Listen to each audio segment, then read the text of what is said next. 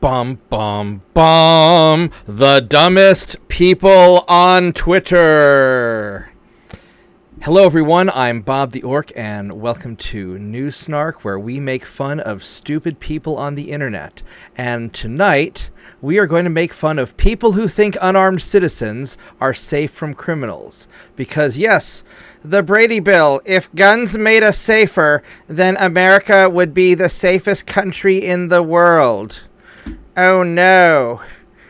There were hundreds of armed police officers present at the Super Bowl parade this week, yet more than 20 people still got shot. If more guns made us safer, then we'd be the safest country in the world. Instead, Americans kill each other at 25 times the rate of any high-income society. Oh my God! Well, first off, that's a lie, but we'll get into that. So, Mark Smith, who brought to us the Brady people and suggested they become our tonight's winner for dumb people. So Mark Smith correctly points out that the Brady people have just proven the point that the government will not protect you, and further proving that you need to protect yourself. You are your first responder, right? You need the same means that the cops have to protect themselves with firearms. Now, with all due respect, Mark, I am going to disagree. I do not believe that people should have the same means as the cops to protect themselves.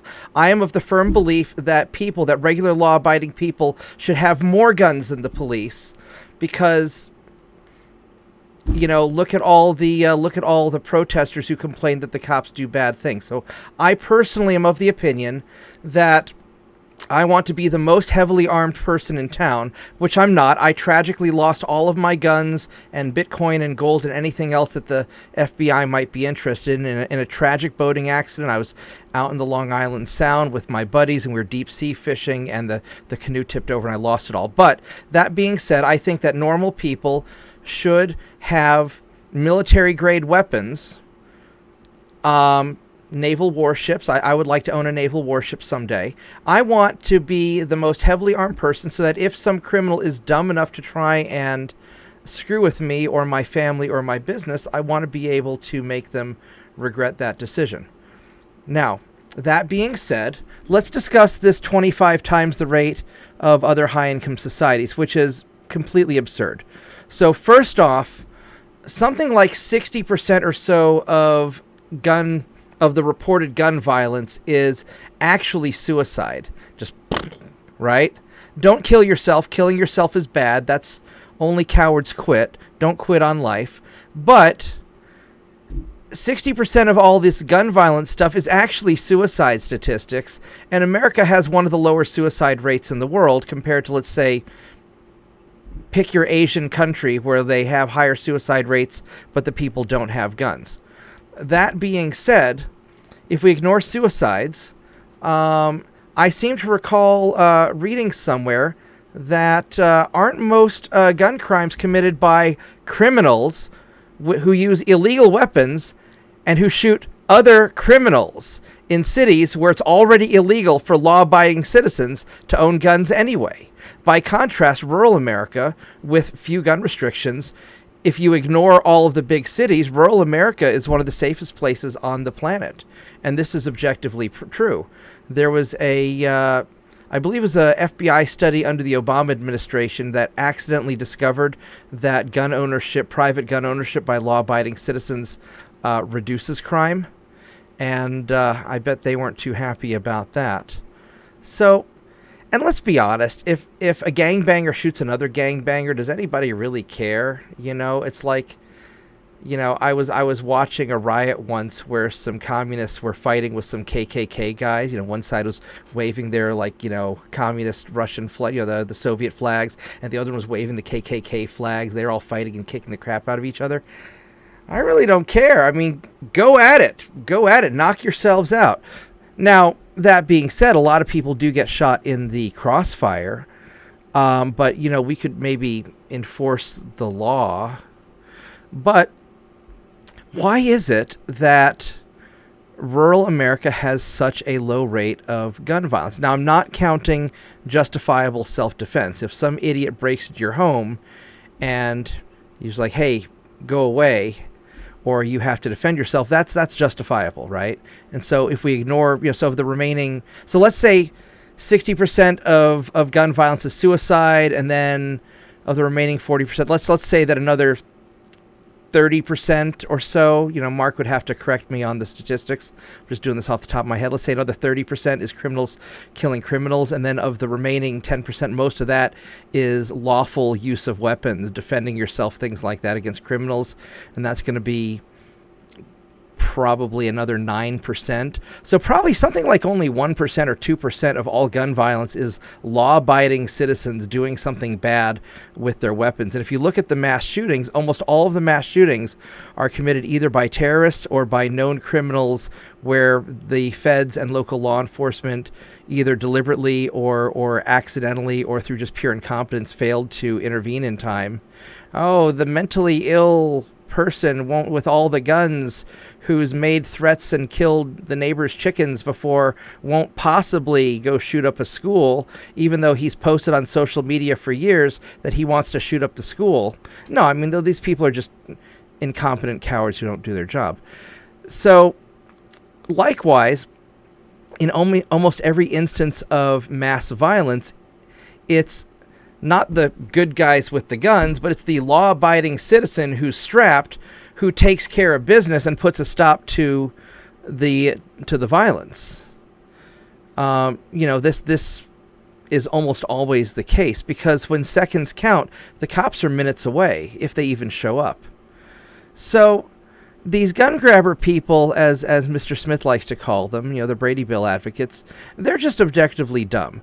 And or they're being, deliberately dishonest, which is even worse. Why would you want to deliberately disarm the American people? Well, what makes America distinct among all the other civilized countries in the world is we have a constitutional, First Amendment that guarantees our right to free speech. It acknowledges our God-given right to speak our mind and think what we want to think.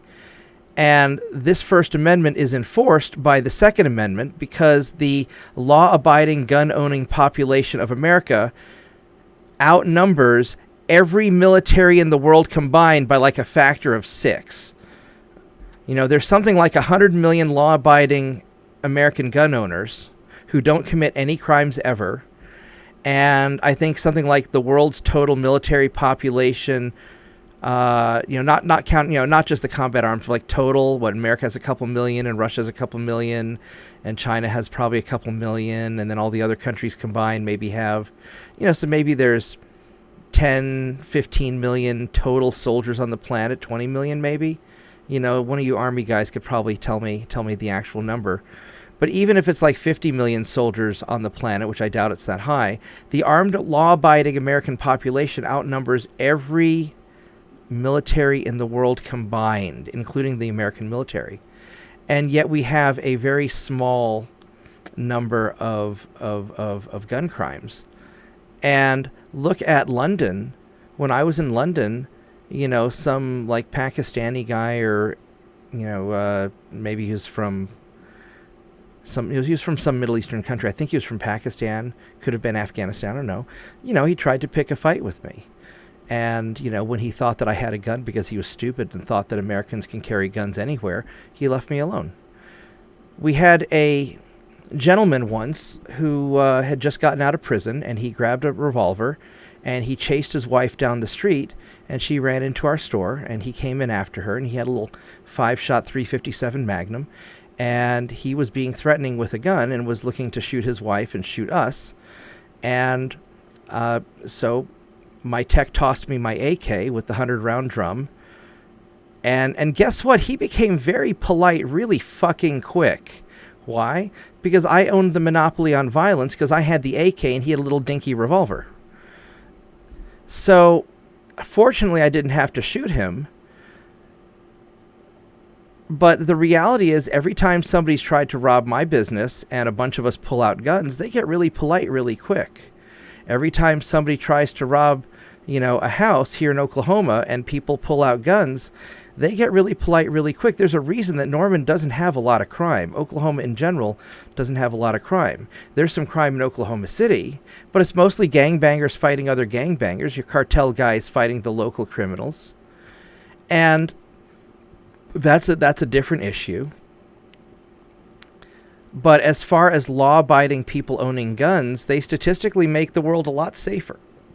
So Mark Smith is absolutely correct. You need to protect yourself with the same means that the cops have to protect themselves, and I would argue you need better quality weapons. Historically speaking, as far back as the American Revolution, the private citizens of the United States owned better weapons than the British military because people are willing to invest more money in their own protection, whereas some military or some law enforcement agency is just going to go buy from the lowest bidder. But long history of people protecting themselves, not getting genocided, and in the areas where people have been disarmed, bad things happened. Look at Nazi Germany, look at the Soviet Union, look at Communist China, look at any number of these awful places that have done awful things to people who were disarmed and couldn't defend themselves. And what happened when people, let's say here in America, who were armed, or any other country who were armed and could defend themselves, what do you know? They protected themselves. And they were pretty good at it. Because you don't need to be the best at protecting yourselves. You just have to be more difficult than it's worth, more trouble than it's worth. And the bad guys are going to be like, maybe I shouldn't go break into the redneck's home with all the hunting trophies on the wall. I bet I'd get my ass shot. So, Brady Bill people, you win today's prize for being the dumbest people on the internet. Anyway, thank you for watching. I hope you liked the video. And Mr. Smith, thank you for finding dumb people for me to make fun of. I really appreciate it. You do a lot of the difficult work for me. And all the other people who find really dumb people for me to roast. If you can find anybody dumb on the internet that you want me to make fun of, please just post it in the comments below. Let me know. And then we will choose tomorrow's contestant. Thank you very much, and good night.